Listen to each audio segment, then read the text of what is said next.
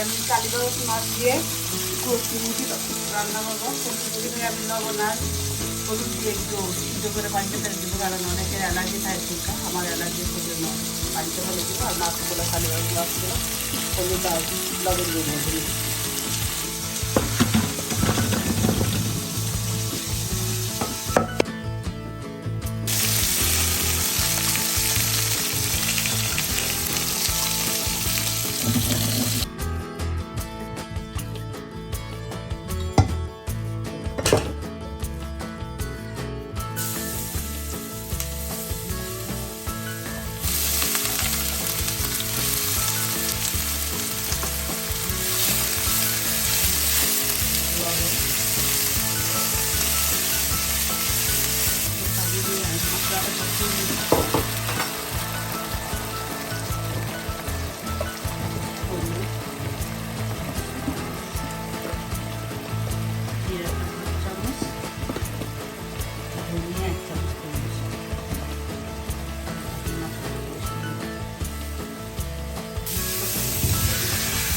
গরম পানি দিয়ে দিলাম।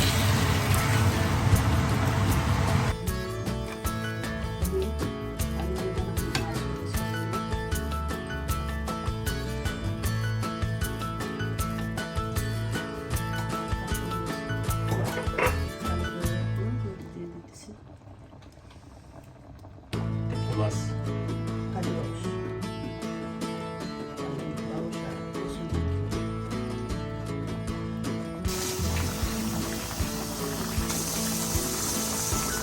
দিয়ে সাথে সাথে নামিয়ে দেয়, আমার তরকারিটা কিন্তু নষ্ট হয়ে যায়। ধনিয়া পাতা কাঁচা পানি থাকে না, সেটার জন্য তরকারিটা নষ্ট হয়ে যায়। তাহলে সেজন্য ধনিয়া পাতাটা দিয়ে একটু সময় রান্না করাটা ভালো তরকারি।